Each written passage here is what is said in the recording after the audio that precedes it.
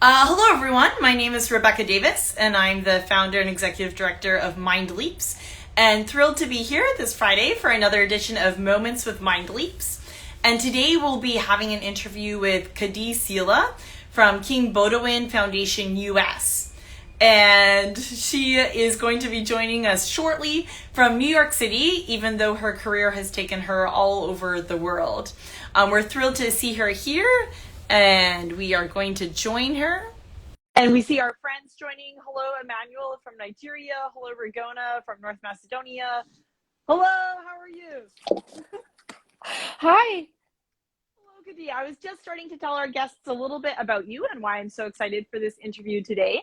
Among many things, some of the highlights of Kady's career has taken her to work for DFID, USAID, Open Society Foundation, and now King Baudouin Foundation US, where she manages a fascinating intersection between implementation and funding and is shaping the philanthropy space. So thank you so much today for being with us, Kady. It's wonderful to be here. Hello, everyone. Hello. We have people joining from Nigeria, North Macedonia, Rwanda, New York, and of course the Guineans will join when the internet comes back. Oh, the internet. Okay, I'm gonna step back as a Guinean. I'm here to represent my people. So in case you don't make it, I'll be here for you. And they will definitely catch the recording. And Kady, you've just mentioned one of the things that we will definitely talk about and spend some time on, which is the connection between Guinea and the United States and your story. Kady, of all of the things I mentioned here in this 30-second bio, which could have been a 2-hour bio if I had really said everything about you, what are some of the work experiences that have stood out for you among this path that's taking you to philanthropy and international development? Yeah, I think unbeknown to me, thank you for that question, Rebecca, and thanks again for this invitation. I'm not, just so you all know, I'm not an Instagram person. I have an account that I don't even know anything about. So if I go haywire, that's why.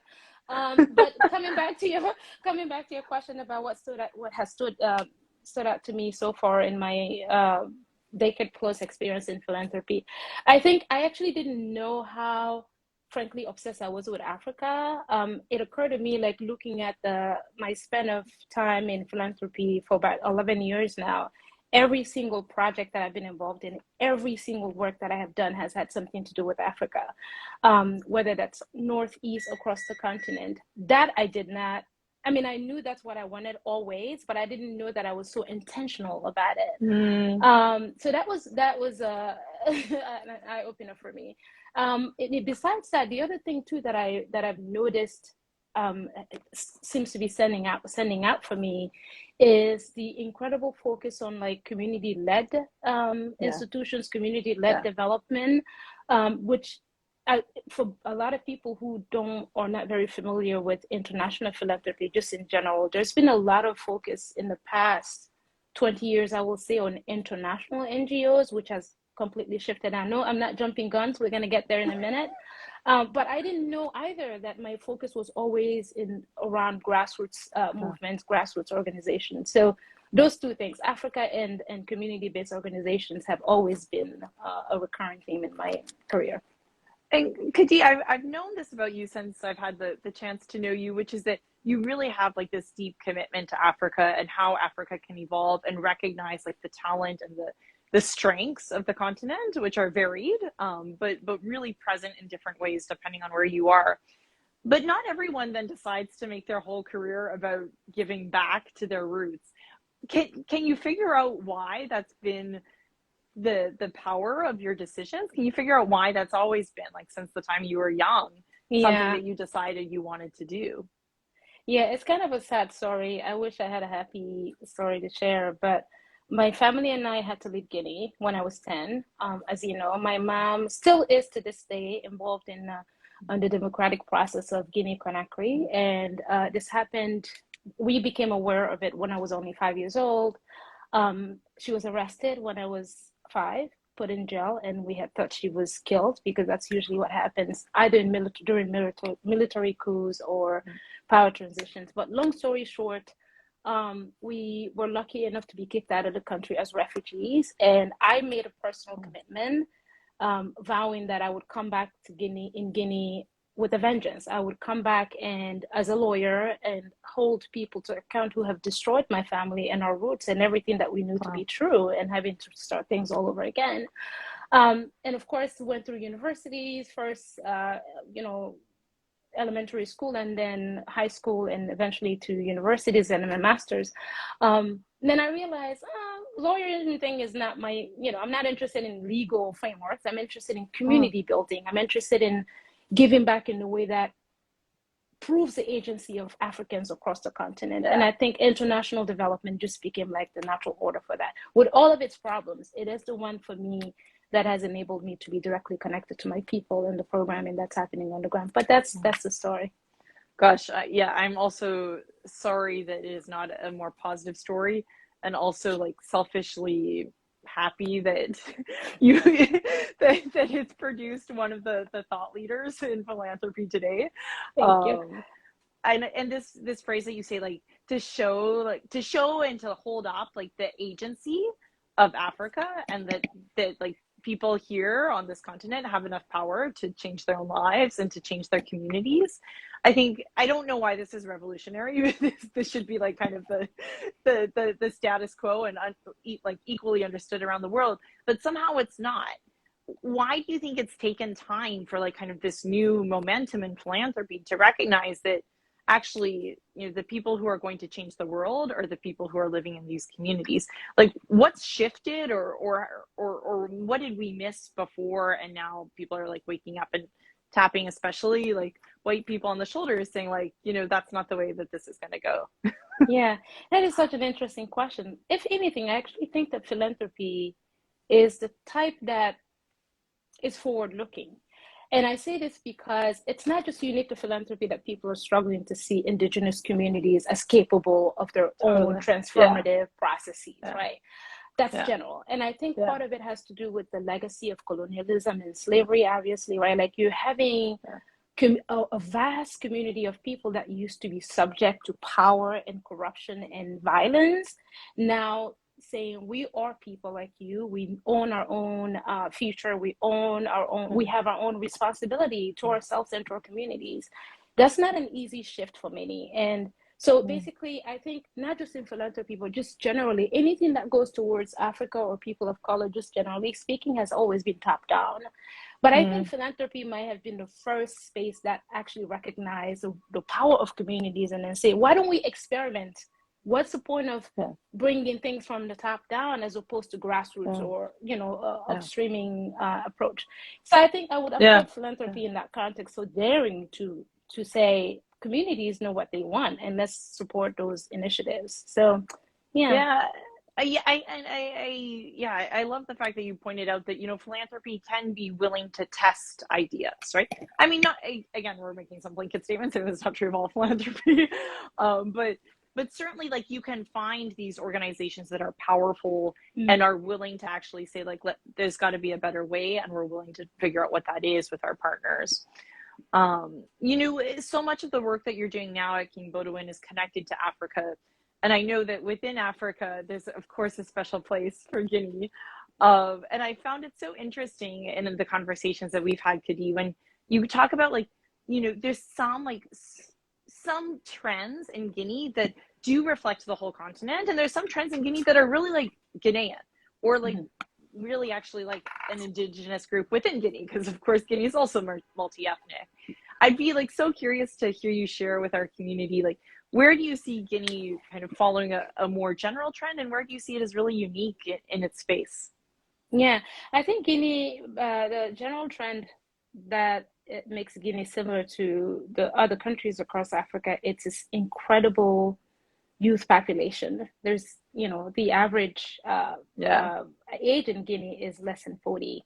That's general across the continent. And that also speaks to the energy that exists, the potential, the creativity, it's just, even for me, when I see things happening in certain contexts in Guinea, I'm like, oh my God, I can never do that. I mean, I'm still young, but that's a lot of talent that I will not dare explore.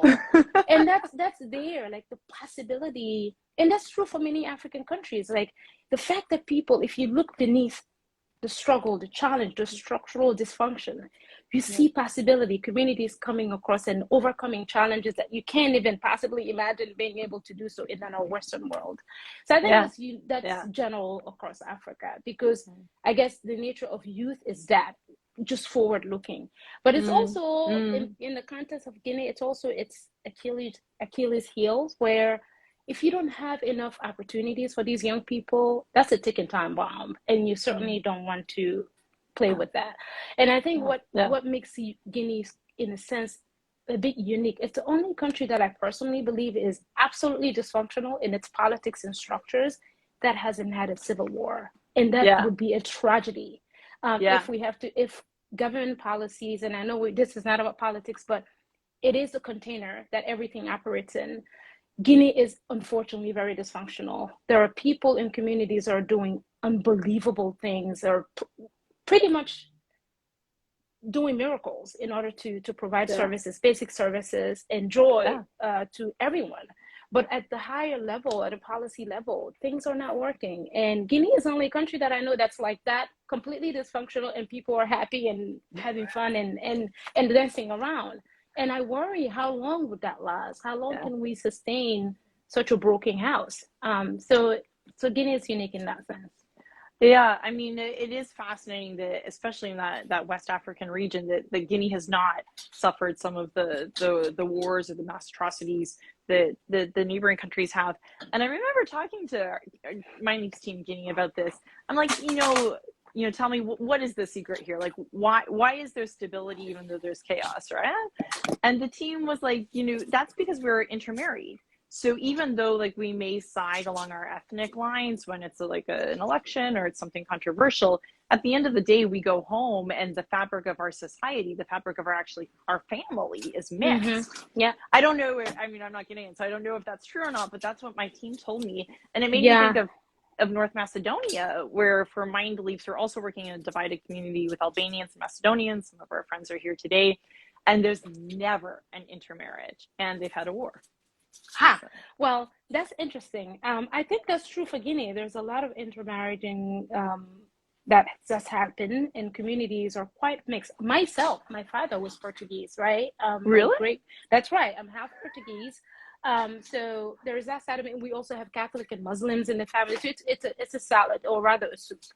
But that said, I think there are still political interests that are still struggling, right? Like you have the Fulani that often don't get along with the Mandingo, and those two main groups go at it. We if you look at the Susu, for instance, and the other ethnic groups like the Toma and the Gerze, they're sort of the minority, and they don't have as much of a political stake in what's happening in Guinea as perhaps the Fulani and the Susu and the Mandingo.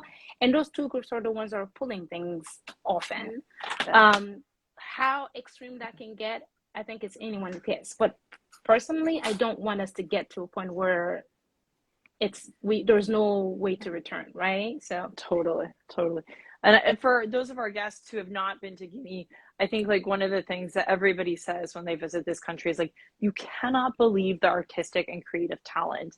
I mean, where you like MindLeaps is a community of artists and creatives, and everyone that goes there is like, I've never seen this before. Like, it's exceptional. People dance in the street, in the market. No, it would be a loss. It would definitely be. Guinea has something that, in my opinion, like no other arts community can really like replicate in the entire world, or at least the world that I've seen so far. So people dance their way to the market. Kady, I think you're holding back on us because you haven't mentioned that you're also a playwright. Oh wow, that is okay. I was gonna cop out. I was totally going to cop out and say I am not the creative type. I mean, I am Guinean, totally proud of being a Guinean, but I am not, all the dancing stuff. I'm like, this is gonna break my bones. But yes, I used to. Rebecca, you asked it as if I'm a professional. I'm totally amateurish. I totally forgot about all the techniques, but I do again, consistent with what I had mentioned before, I've always wanted to stay connected to the continent, Yeah. especially Guinea and what happened to my family. And so when I was in college, I took up a playwriting class just to get a better understanding of the techniques, and then adapted one of the Greek plays to the coup that was happening in Guinea in 2010, which had brought on Moussa Dadis Camara, who's no longer there because he got kicked out, out of power for another coup. But my own motivation for getting into playwriting was political because of what happened to my family, and because I'm trying to understand a country that I love, but that doesn't seem to be easy to understand. So I use playwriting to adapted the frogs, Aristophanes frogs, and adapted it to the coup that happened in 2010. And that's the power of the arts, right? It allows us to talk about commentary today, social justice issues in a way that seems safe, but the message is like just as potent. Right? That's right, and relevant. We've touched on it, but it really bears coming back to and letting us kind of hear you speak further on it. I mean, here you are as a young woman in New York City. You have this Guinean heritage. You are seriously like breaking barriers in the philanthropic world. And I know even from like people who randomly like ask me is like, you know, it seems kind of like it's impossible to like have a job that you have. And yet somehow like you are showing by virtue of who you are, it is possible. Share with us a little bit about, you know, the DEI considerations in philanthropy, what it's been like for you to be a woman of color, to really become like a role model to so many of us. Yeah. So I think for people of color, I mean, for women in general, right? Like, let's be as inclusive as possible since we're talking about DEI. I think for groups that have been historically marginalized, and I mean people of color and women around the world, it is very important, at least in my experience, what I've noticed, it's very important that no matter what frameworks are put out there and how philanthropy uses different buzzwords or frameworks to include as many as, and some do it really well. I think it's very important to create your own community, to think about how the legacy of the exclusion continues to play effects on people's well-being and mental health. And for me, the reason that I'm here today is because I'm standing on the shoulders of incredible women of color, incredible women that just charted that path and could care less. But the further you go, the more you realize how important it is to have a network of people like you who can understand the path that you've taken and who can understand the challenges that you face daily in order to overcome some of the barriers that you face maybe that others don't face. So I don't know if the question is about what is the messaging for others who look like you, who might think about a career in philanthropy. And I don't just mean like people of color, but I also mean women just in general. You've got to stick to it. There is no option to give up. For me, my passion has always been to remember why I'm here, why I'm in philanthropy. And that's, again, my North Star has always been Africa. It would always be with all her troubles, all her challenges, all her tragedies, all her beauties and incredible talent and creative power that exists. That's been my North Star. And in my path in philanthropy, in terms of developing my career and growing, I have done things for free. I had interned with institutions that I would not have done, but because it connected me to the continent, I stuck to it. And that experience in the long run adds up. But don't ever forget that you do need a community that looks like you, that understands your worldview, that comes from backgrounds that you come from, because without that, it can be very hard to maintain or keep your head up in philanthropy, just generally speaking. So I don't know if that answers your question, but happy to add more. My gosh, I think it's so important to hear kind of like both of these sides of it. One is like you have to have your North Star, right? You know, you have to figure out why it's worth the fight and make sure that like that inner confidence is going to keep driving somebody forward, no matter what the goal is, right? Even if it wasn't philanthropy. But then also, I think this idea that you're sharing with us about having a community and a community that reflects you really then, you know, marries those things together to make sure that with that vision, with that North Star, like there's the support network to actually make it sustain itself into a ladder or a career path to help you reach where you are. I think if I may add a little bit to that, please, Rebecca, I don't mean to exclude, obviously that it's useless to exclude people that don't look like you, but I think the reason that it's important to have that core group is because your experience can be relatable to them. You don't have to do this alone. Somebody has definitely gone through this path. So I think having a sense of connection, belonging is absolutely important. Philanthropy, I know we're talking about philanthropy just in general, but it's a resource constrained space. People are fighting for resources every single day. It's not, it's supposed to be a place that creates collective power, but usually we fight against for resources, like against each other. And so that mental health, well-being is absolutely key. But it's what's more key than that is getting together with people that have gone through the path that you've gone through by virtue of your gender or race or ethnicity, because they know where you come from and they know what you have to face like they did.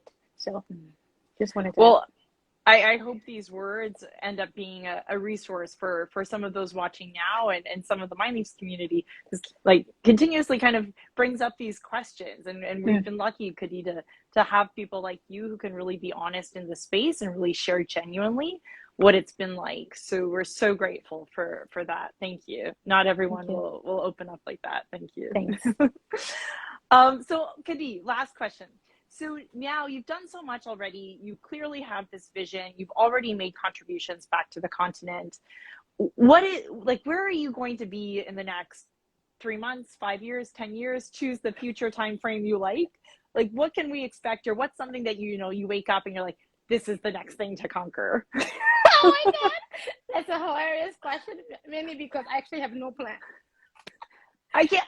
Knowing you, that's so hard to believe. I do not have plans. My only plan. No, really. I mean, I'm a single mom, and I think that's it's really difficult to have plans. I mean, people say, "Oh, you should be disciplined and structured." I'm like, you should have my son for a week, and then maybe we should talk about structure and things. Hey, Kady, you know that I'm happy to take Bo for a week. Oh yeah, he's gonna love that. But like, I don't have specific goals. I think, again, for me, the goal has always been, what is my North Star? And the way philanthropy is moving in terms of trends, there is a lot of focus on localization and supporting grassroots leaders and grassroots communities that are directly serving needs on the ground. And if we're to talk about what is your specific goal going forward in the next 3 years, how do we know about more of those organizations, more of those leaders, more of those individuals, the Bashir, the Martin, the Aissatou? I want to be able to contribute to that. I want to be able to elevate those stories that are often not visible in a space like New York City or the West, for that matter. So that's my goal. I love that goal. Every single day. Yeah, well, because I kind of got excited when you said that you didn't have a goal, because then I thought maybe I could try again for MindLeaps. Because my ultimate goal is that one day you'll catch up. But okay, so let me disclaimer here. I am not working in Guinea. I mean, I already mentioned, it's absolutely dysfunctional. Has to everybody who's in Guinea trying to make things run, let me stay here and then just facilitate. I will have a heart attack. I can't do it. Well, if we have to give up on that goal, which is clearly my goal for you, not your own goal, then we are very excited about your real goal to lift up local leaders and continue this path towards localization, because I think those of us who are intersecting in the space have seen that every time it happens, it makes everything better and the system improves. So anything that can further that trend, I think, is so powerful right now. Thank you. But to make peace, Rebecca, I'll come and visit and maybe volunteer for 2 weeks. And then when things don't function very well, as I know they will not, I will just back and leave. Well, tell my people I'll be back again. Okay, we have in a recorded form, Kady, a 2-week promise here. Oh, wow. Okay. Well, can I take that back or no? That's not possible. I was in Guinea and I had gray hair by the time and I was only there. No, I'm not. It's too much. Well, one way or another, as long as you keep doing all of the amazing things that you're doing, Kady, we will be your fans and your cheerleaders and your champions. Thank you. Thank you so much for this refreshing conversation. It is one that I will certainly replay and keep learning from. I'm so grateful for your time today. Thank you, Rebecca. It's been wonderful to be here. And thank you all. What a wonderful community. Thanks all. Okay, thanks, Kady. Have a great afternoon. You too. Bye.